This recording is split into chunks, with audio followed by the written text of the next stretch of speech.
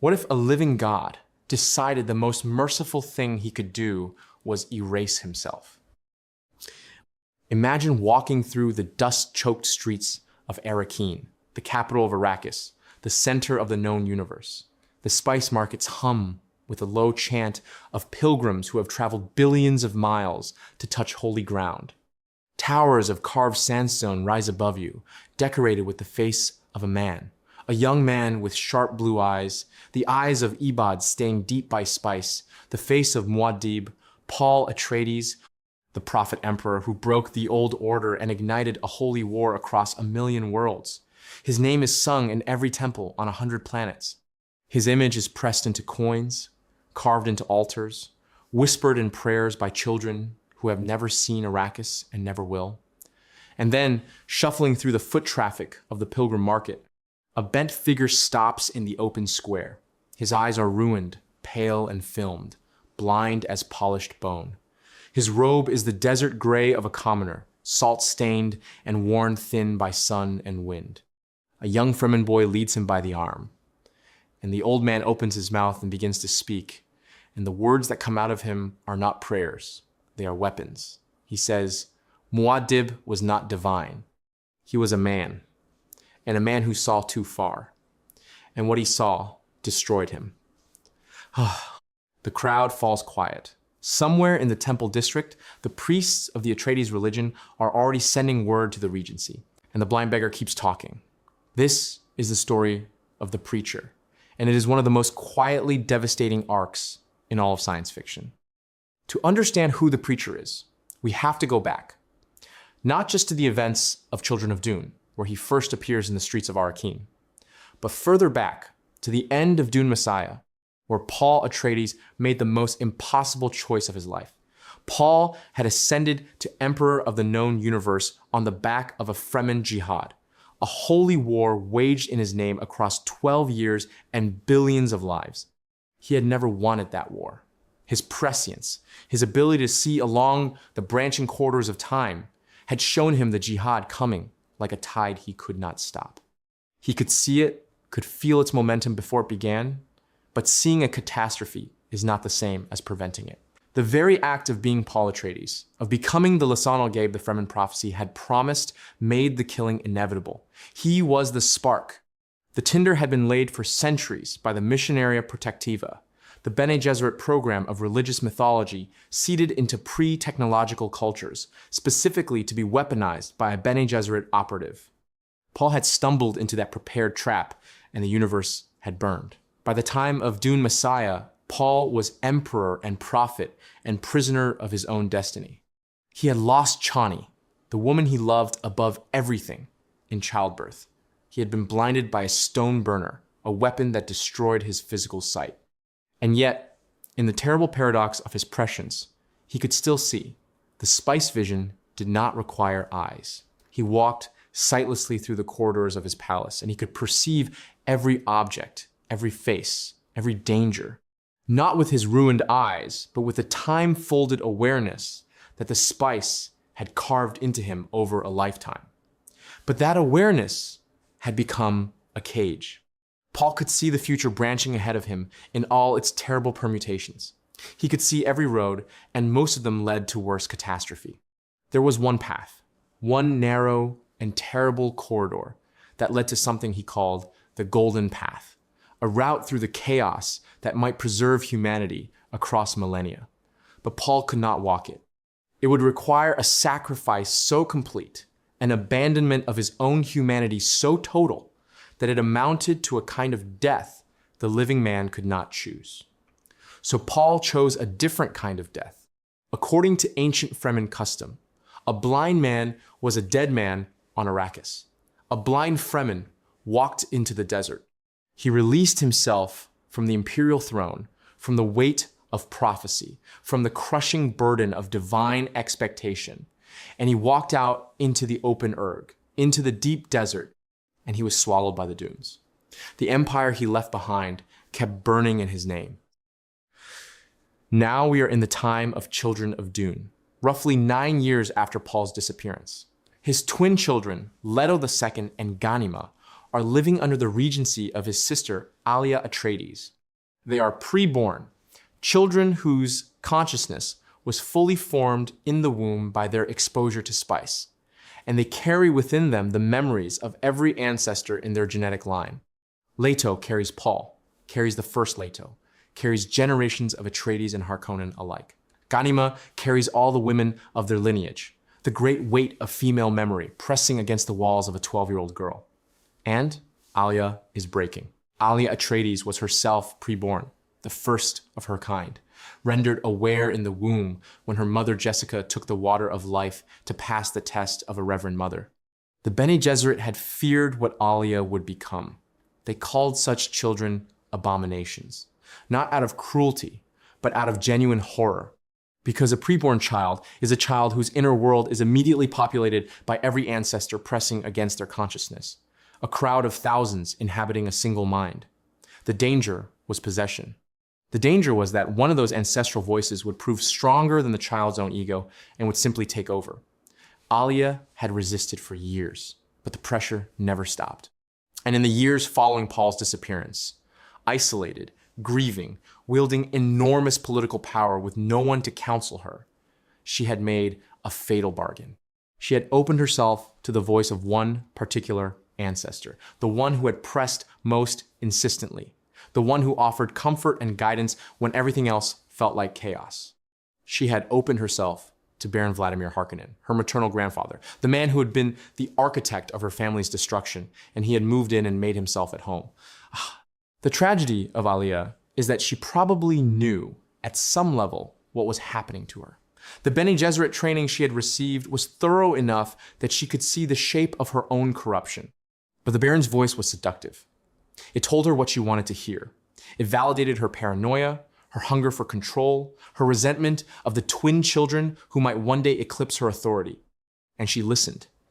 The empire Alia administered in the name of her brother's children had become something Paul would have recognized as the very worst outcome of his own mythology. The Atreides religion, the priesthood of Muad'Dib, had calcified into a bureaucratic theocracy. Priests collected tithes from the pilgrim trade. Ecumenical courts adjudicated heresy. The faith that had begun as the genuine spiritual awe of the Fremen had been institutionalized, monetized, and weaponized as a tool of political control. The spice flowed, the priests grew rich, and the Fremen, the desert people who had been the soul of everything Paul actually stood for, were being slowly suffocated by the very empire they had helped create. Into this world, the preacher returned. No one knew who he was, not officially. No one announced his identity. He appeared in the streets of Arrakeen, accompanied only by his young guide, and he preached. His voice was extraordinary, a quality noted by everyone who heard him. It carried without effort across open squares. It had the rhythm of Fremen oral tradition, the cadences of the desert poetry the Sayadina used in sieges. It felt ancient and deeply familiar, and that familiarity was unsettling to people who could not quite name why. His sermons were unlike anything the pilgrim trade had produced. The usual street preachers of Arrakeen dealt in the currency of reinforcement, confirming the divinity of Muad'Dib, affirming the blessings of spice, assuring the faithful that their long journey to the holy planet would earn them grace. The preacher did the opposite. He stood in the dust and he told the people that Muad'Dib had been a man, only a man, and that the religion built in his name was a machine for keeping that man's mistakes alive forever. He challenged the priesthood directly, calling them merchants of faith who sold miracles at pilgrim prices. He questioned the central doctrine of Muad'Dib's divine prescience, the cornerstone of the entire Atreides religion, by arguing that prescience was not a gift, but a prison, that a man who could see the future was not free, but trapped, chained to a single path, denied the essential human liberty of genuine choice. He said that worship of such a man was the worship of captivity itself. And the crowds listened. That was the thing that drove the priests absolutely mad. The pilgrims who had traveled years and fortunes to kneel at the Atreides shrines were stopping in the street to hear a blind beggar tell them their god had been a fraud. Not a fraud in the sense of a liar. The preacher was careful about this, but a fraud in the sense of a man whose real nature had been buried under an avalanche of human mythologizing until the man himself was unrecognizable, and what remained was a symbol so empty of actual humanity that worshiping it had become an act of collective self-deception. The theological precision of these arguments was itself suspicious. This was not the ranting of a madman. The preacher knew the doctrines of Muad'Dib's religion from the inside, knew their weak points, knew exactly which pillars to press to make the whole structure groan. He quoted from the Kitab al-Ibar, the collected wisdom of the desert, in ways that inverted its conventional meanings. He drew on Fremen ecological philosophy, the deep green theology of part-out kinds, and his dream of a transformed Arrakis to argue that the current religious establishment was actively hostile to the planet's own living future. The effect of his preaching on the Fremen population specifically was significant and deeply threatening to Alia's regency. The Fremen had always maintained a complicated relationship with the Atreides religion. On one hand, it was genuinely theirs, born from their own prophecy tradition, validated by the miracles Paul had performed in their company. Muad'Dib had ridden a worm. He had known the ways of the desert without being taught. He had loved Chani, who was Fremen to her bones, and he had lived with them in the siege and fought alongside them, and they had loved him back with the fierce, uncomplicated loyalty of a desert people who had never before had a reason to trust an outsider. But the Atreides religion had done something to that relationship that disturbed the older Fremen deeply. It had taken the private, oral, emotionally intimate faith of the desert and turned it into an institution. It had taken Muad'Dib and encased him in gold and set him on an altar where no Fremen could reach him. The pilgrims pouring in from off-world, the billions who had never known a sandworm or tasted real spice or understood what it meant to survive by conserving every drop of moisture, had arrived with their own interpretations and their own needs and their own projected fantasies. And those fantasies had colonized the original faith. The Fremen who remembered Paul as a man who had sat with him in desert camps and eaten from the same bowl found their own memories slowly being overwritten by the golden official version. The preacher spoke to that loss. He spoke the old Fremen language, the language of the sietch, the language of water discipline and worm sign and the real desert. He was one of them in a way, the priests, many of whom had never even been to the deep Urg, never could be. And he told them that what had been taken from them was real, and that what had replaced it was hollow, and that they did not owe their souls to a myth. There were Fremen who wept, hearing him.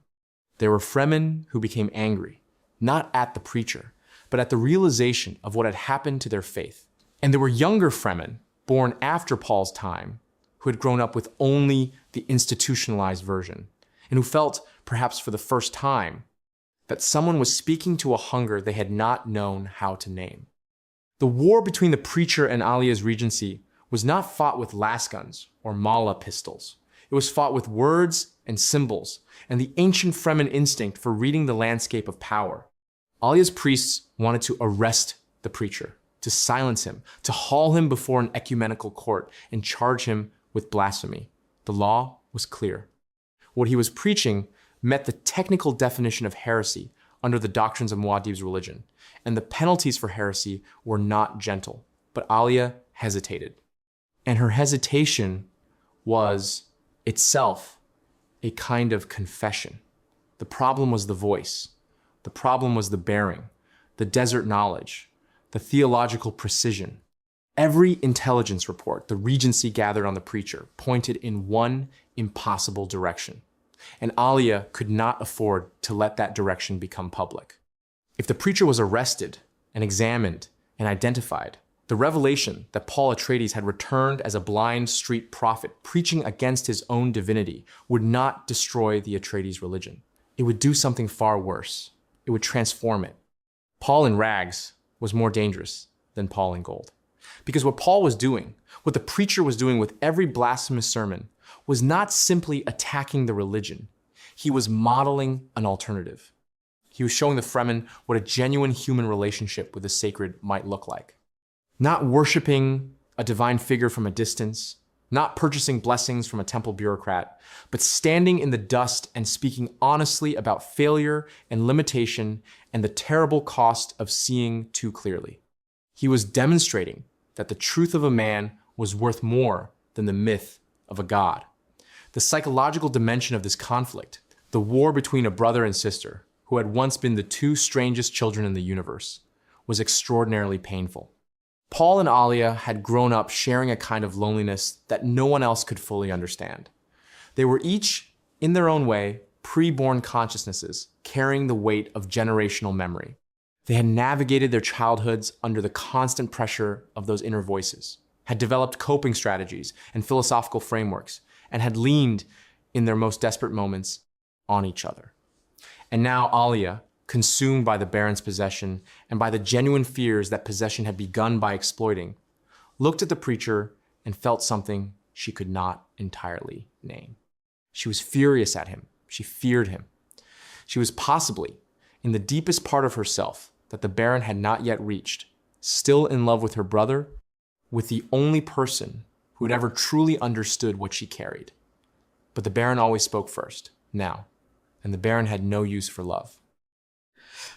Let us descend more deeply into the theological arguments the preacher deployed, because they are genuinely sophisticated, and Frank Herbert clearly put enormous philosophical weight into them.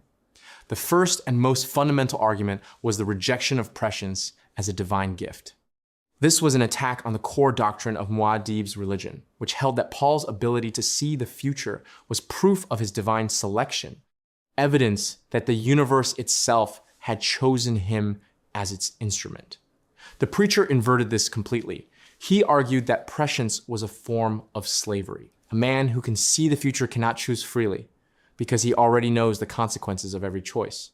He's a prisoner of his own foresight, chained to outcomes he has already witnessed, denied the essential human experience of genuine uncertainty. This was, notably, autobiographical, in a way only a very few people could recognize. Paul had lived this argument from the inside. He had watched his own life unfold, according to patterns he could see but not redirect. Every major event in his history, from the fall of the Atreides, to the victory on Arrakis, to the loss of Chani, he had seen coming and had been unable to stop, not because he lacked power, but because the act of changing a prescient vision often made it inevitable. The future had a kind of gravity. You could struggle against it, but the struggling was already part of the path. The preacher told his audiences that worshiping this experience was the worship of captivity. That building a religion around a man who had been denied free will was not the worship of a liberator, but of the most exquisitely designed prison in human history. And that following that religion, modeling your own choices on his example, repeating his patterns, extending the structures he had built, was not devotion, but a self-imposed continuation of the same imprisonment. The second major argument concerned the nature of the jihad. The preacher never used the word jihad without what could only be described as barely controlled grief. He described the holy war not as the liberation its participants had experienced it as, but as the single greatest act of institutionalized violence in human history, a catastrophe that had killed billions of people who had nothing to do with the politics of Arrakis, who had simply been in the path of an expanding theocratic empire, and had died for the theological convenience of a court religion on a desert planet they had never heard of.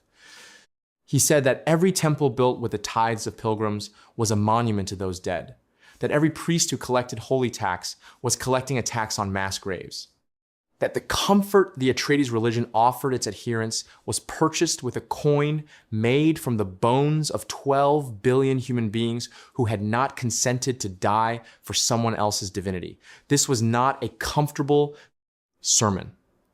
It was not the kind of preaching that makes people feel good about their pilgrimage.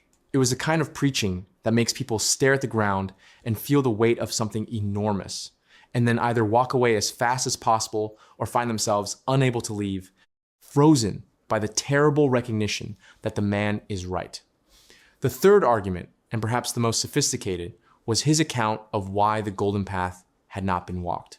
He did not name it directly in his sermons, but scholars and Bene Gesserit observers who analyzed his theology later recognized what he was describing. He spoke of a fork in the road of human destiny, a choice that had to be made at the level of the species rather than the individual, a choice that would require a kind of sacrifice no fully human person could make voluntarily. He framed his own failure, his inability to take the necessary step, as a confession rather than an excuse. He said he had seen what was needed and had not been able to do it, and that this failure was the proof of his humanity and the proof that he was not and never had been a god. The irony at the heart of all of this, the irony Paul himself was never unaware of, was that these sermons were themselves an act of profound prescience. By returning and preaching against the religion, he was creating new mythology. The preacher was becoming a legend in his own right, the returned prophet who rejected his own prophethood. And that legend would itself become part of the Atreides religious tradition, folded in, metabolized, eventually interpreted in ways he could not control. Herbert was deeply interested in this problem. How do you argue against mythologization without your argument becoming part of the myth? Paul was trying to dismantle a machine that was built to absorb and sanctify everything, including dissent. The pilgrims who stood in the squares and wept at his words were already beginning to talk about the preacher in the same breath as Muad'Dib. The blind prophet wandering the streets was already becoming a type, a holy figure in the very tradition he was attacking. The priests who condemned him from their temple pulpits were making him more famous. The Regency's attempts to suppress reports of his sermons were turning the sermons into contraband, which made them more precious and more widely circulated. He could not win this game by the normal rules. He may have known that from the beginning.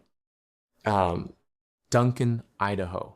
The Ghola resurrected from the cells of the original Duncan, who had died defending Paul's family during the fall of House Atreides, was one of the few people who could stand close enough to the preacher to feel the full weight of what he was carrying. Duncan had his own complicated relationship with the Atreides mythology. He was himself a kind of religious artifact, a man restored from the dead by Tleilaxu technology and shaped by Bene Gesserit purpose. He understood the experience of being used as a symbol by people who did not particularly care about the human being underneath the symbol. And he saw in the preacher a man who was undertaking the most arduous form of honesty available to him, the kind of honesty that costs everything. The twins, Leto and Ganima, were watching the preacher from a different angle entirely. They were children in body, but ancient in mind, and their ancestral memories included Paul's own. Ganima carried the women of the line, but the boundaries between inner voices were permeable, and she had access to enough of Paul's echo to recognize the shape of his thinking in the preacher's words. Leto, for his part, was already moving toward the golden path that Paul had identified and refused. The son was going to do what the father could not. And part of what Leto carried into that decision was a clear understanding of what his father had tried to do and why it had not been enough. The tragedy of the relationship between Paul and his children was that it was almost entirely mediated through memory and echo. They had never known him as a father. They had never sat with him in a room and heard him speak. What they knew of him was what the ancestral voices carried, and what they could piece together from the preacher's sermons, and what the desert itself seemed to remember in the way the dunes remembered the weight of everything that had ever passed over them. The end came with the particular inevitability of all tragic things that were always going to happen, and that no amount of intelligence or prescience could have made clean. The Regency's patience with the preacher finally broke, not through any rational calculation, but through the escalating pressure of the Baron's voice on Alia and the genuine political instability that the preacher's sermons were creating. Fremen, Naib leaders who had once been reliable supporters of the Regency were meeting with each other and asking questions. The pilgrim trade, which was the economic engine of Alia's power, was showing signs of disruption as some pilgrims began seeking out the preacher rather than the temples. And the preacher showed no signs of stopping. He had no apparent survival instinct in the conventional sense. He walked into the most dangerous audiences without hesitation. He named names, He described specific doctrinal corruptions with enough detail that the priests whose practices he was describing could not doubt that he knew exactly what he was talking about. When the moment of his death came, it came in public, in the court of the Atreides itself, before witnesses, and it came as a kind of final sermon delivered in the only language that would ensure it was never forgotten. Paul Atreides died twice on Arrakis. The first time he walked into the desert. The second time he was murdered in the sight of the pilgrims, he had spent his final years trying to liberate from the mythology that bore his name. And even that was not clean. Even that was absorbed. The martyrdom of the preacher became another chapter in the story of Muad'Dib, another brick in the very temple he had tried to tear down. The religion did not collapse. It transformed. It incorporated. The priest wrote new liturgy about the preacher who returned, about the final trial of faith, about the ultimate sacrifice of the divine. They had turned his act of self-destruction into one more proof of his divinity. Paul would have been unsurprised by this. He had spent the last years of his life demonstrating that mythology was a machine that could digest anything, even explicit rejection. The mechanism was too large, too deeply embedded in human psychology, too useful to too many people to be dismantled by one blind man in a dusty square. What then do we make of all of this? What is the legacy of the preacher, stripped of the mythology that inevitably formed around him and examined simply as a human choice made by a man who had every reason and every ability to make a different one? The simplest version of the answer is this: Paul Atreides returned to Arrakis because he could not die in good conscience without telling the truth. He had spent his life as emperor constrained by prescience, by political necessity, by the mass momentum of a historical process he had set in motion and could not reverse. He had made compromises and concessions and had watched the distance between what he had intended and what had actually happened grow until it was unbridgeable. He had allowed the Jihad. He had allowed the theocracy. He had allowed Alia to inherit a power structure that was already corrupted at its foundations, because the alternatives in the prescient vision were all worse, or so he had believed. Walking into the desert had been an abdication. He had known that. He had told himself it was the only honorable option available to him, that a blind emperor was a dangerous emperor, that the desert had the right to take him.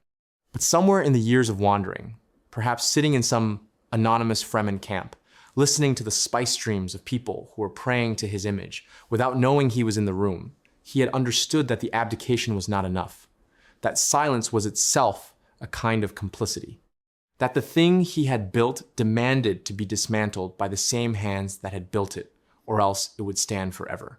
There is something almost unbearably human about this realization. The great man who built something terrible and then spent the rest of his life trying to undo it, not because he thought he could succeed entirely, but because the trying was the only morally serious response available to him. The preacher was not naive. He had the prescient vision. He could see the odds.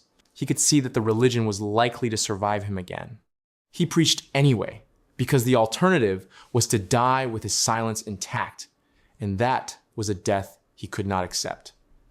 Frank Herbert, in a remarkable series of notes and interviews, described the Dune saga as fundamentally a warning against charismatic leadership and the human tendency to surrender moral autonomy to heroic figures. Paul Atreides was always intended to be a cautionary tale, not a hero in the conventional sense. Herbert was disturbed by the ease with which human beings projected divine qualities onto political leaders, with the way traditional cultures could slide with very little friction into theocratic ones when the right combination of genuine ability and symbolic resonance appeared in a single person. He was writing in part about the 1960s, about the mythology that had formed around particular charismatic leaders, about the way a culture could invest a living person with a kind of sacred hope that no actual human being could sustain, and about what happened when that person died or failed or turned out to be simply a man. Paul Atreides was Herbert's meditation on that dynamic, extended to a galactic scale, pushed to its logical conclusion. What happens when the hero wins? What happens when the revolution succeeds? What happens when the charismatic leader actually does remake the world in his image, and the world he has remade turns out to be worse in specific and predictable ways that he could have anticipated if he had been looking clearly? The preacher was Herbert's answer to his own question. The hero, if he retains any genuine heroism, eventually turns around. Eventually, the only heroic act available is the act of undoing. Eventually, the man who started the religion has to become its heretic, because the religion has stopped serving the living and started serving itself, and the only person with enough authority to say so out loud is the one whose face is on the altar. We return now to the image we began with, the blind man in the square, the pilgrims slowing their walk to listen, the priests sending anxious messages to the Regency, the voice of a man who should be dead, speaking words that sound like blasphemy and feel to everyone who hears them uncomfortably like truth. The deep desert of Arrakis is patient in a way human institutions are not. The sands that buried the cities of the Zen-Sunni wanderers, that scoured the bones of explorers who ventured too far from the Sietch, that closed over the footprints of a blind man walking into the open erg 9 years before the preacher's first sermon. Those sands do not remember gods or priests or jihads. They remember only the weight and the rhythm of what passes over them, the worm, the wind, the small bare feet of a Fremen child. Everything else is temporary. Paul Atreides understood this with every breath he took on Arrakis. It was one of the deepest things the desert had given him, deeper than prescience, deeper than political power, deeper than the love of Chani that had made everything else bearable. The desert knows only what is real. The desert has no use for mythology. He had tried to give it back.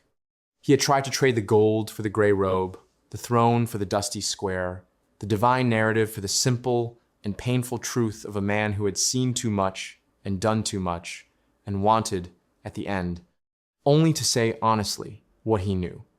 The tragedy is that the universe was not finished with him yet. His son would take the step Paul could not take, would walk the golden path to its inhuman conclusion, would transform himself into something beyond Paul's comprehension in order to save the species from the very tendencies Paul had spent his last years raging against.